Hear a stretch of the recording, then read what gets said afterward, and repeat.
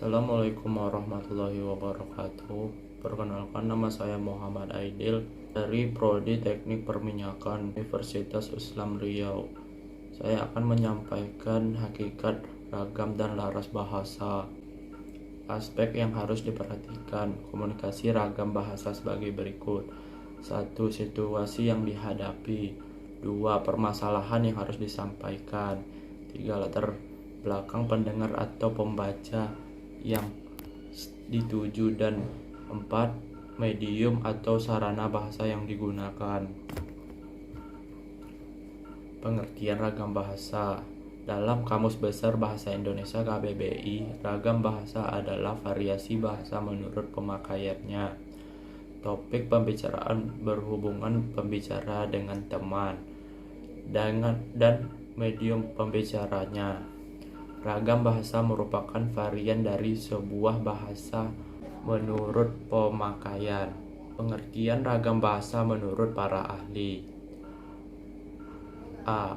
Bachmann 1990. Ragam bahasa adalah variasi bahasa menurut pemakaian yang berbeda, menurut topik yang dibicarakan, menurut hubungan pembicara, kawan bicara, orang dibicarakan, serta menurut medium berbicara. B. Dendi Sugono, bahwa sehubungan dengan pemakaian bahasa Indonesia timbul dua masalah pokok, yaitu masalah pengguna bahasa baku dan tak baku. Fishman ed. Suatu ragam bahasa, terutama ragam bahasa jurnalistik dan hukum, tidak tertutup kemungkinan untuk menggunakan untuk berkosakata ragam bahasa baku agar dapat menjadi anutan bagi masyarakat pengguna bahasa Indonesia. Ragam bahasa berdasarkan ada 3 situasi, yaitu ada ragam formal, ragam semi formal, ragam non formal. Yang pertama yaitu ragam formal, digunakan dalam situasi resmi.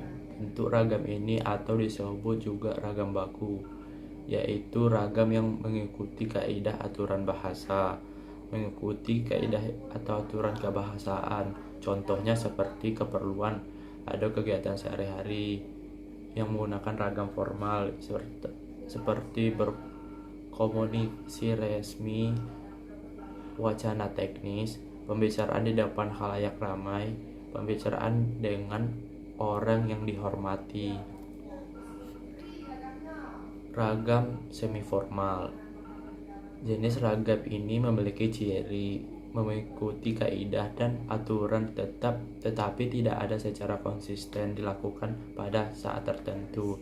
Contohnya seperti yaitu bahasa jurnalistik, di mana biasanya pembaca berita membacakan berita tidak selalu dengan kata-kata baku, melainkan terkadang di tengah kata-kata baku yang mereka ucapkan terselip kata-kata yang bisa diucapkan sehari-hari. Itu kayak seperti bahasa santai. Ragam non formal, tidak menggunakan kata baku dan tidak memiliki kaidah atau aturan yang tetap. Contohnya seperti ketika kita berbicara dengan teman, kita juga bisa mengidentifikasi apakah disebut formal, semi formal, atau non formal dengan melihat beberapa aspek berikut. Yang pertama, bergantung kepada topik yang dibahas. Yang kedua, hubungan antar pembicara. Yang ketiga, medium yang digunakan. Yang keempat, situasi pembicara terjadi, pengguna kata sapaan dan kata ganti. Ragam bahasa berdasarkan medium dan cara pengungkapannya. Ragam bahasa lisan.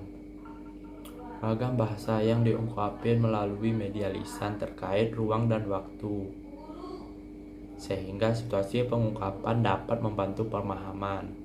Ragam bahasa lisan meliputi yaitu yang pertama, ragam bahasa cakapan adalah Ragam bahasa yang dipakai apabila pembicara menganggap kawan bicara sebagai sesama, lebih mudah, lebih rendah status, atau apabila topik pembicara bersifat tidak resmi.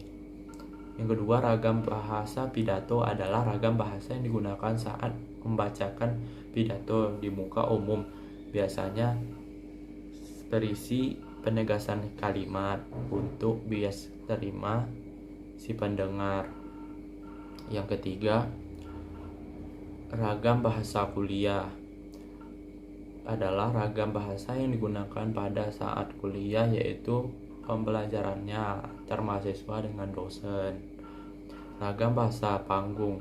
Ragam bahasa panggung adalah ragam bahasa yang digunakan seseorang saat di panggung ketika mengisi acara hiburan lain agar bisa menerima penonton. Ragam bahasa tulis. Ragam bahasa tulis adalah ragam yang ditulis atau dicetak. Ragam tulis pun dapat berguna dalam ragam tulis standar maupun non-standar. Ragam tulis yang standar bisa ditemukan dalam buku-buku pelajaran atau surat kabar, atau tulis non-kabar bisa kita temukan di poster, majalah remaja, dan iklan. Ragam bahasa ditulis tidak terikat ruang dan waktu, sehingga diperlukan pelengkapan struktur sampai pada saat sasaran secara visual atau bahasa yang dihasilkan dengan memanfaatkan tulisan dengan huruf sebagai unsur dasarnya.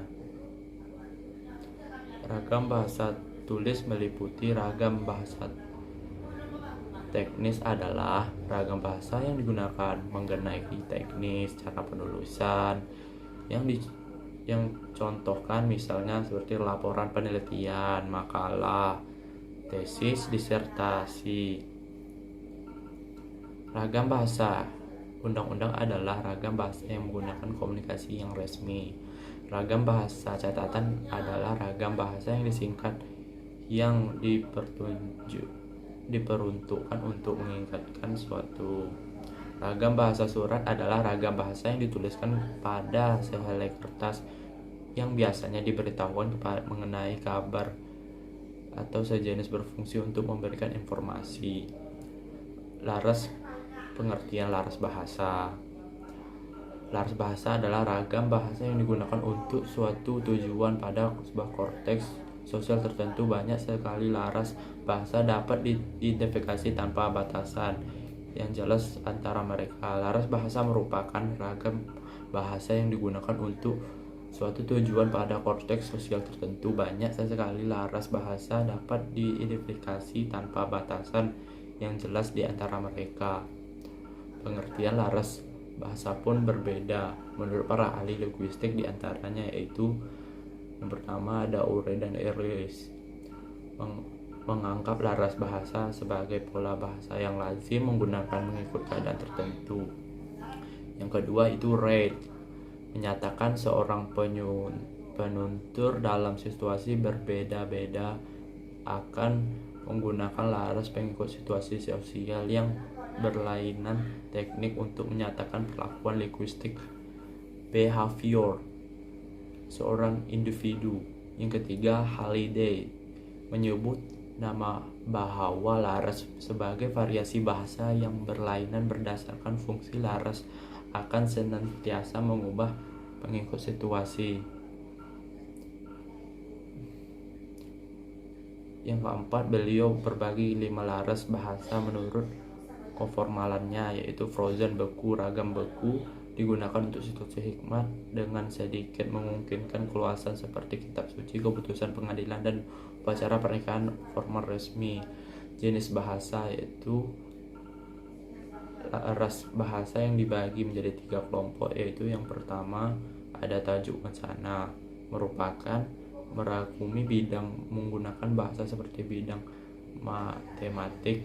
Yang kedua, cara penyampaian wacana merupakan media perlakuan bahasa samada secara lisan atau tertulis.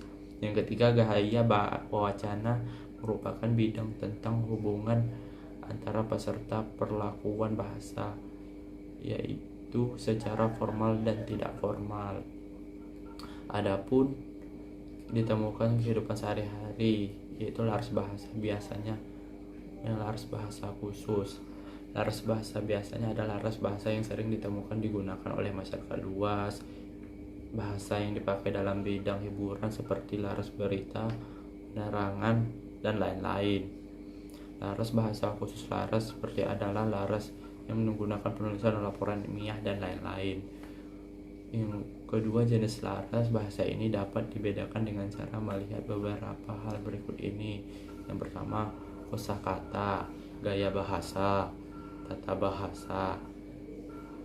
Sekian pembahasan mengenai ragam bahasa dan laras bahasa kata. Berdasarkan kriteria yang telah ditentukan, ragam bahasa terjadi menjadi ragam bahasa formal, semi formal, dan non formal.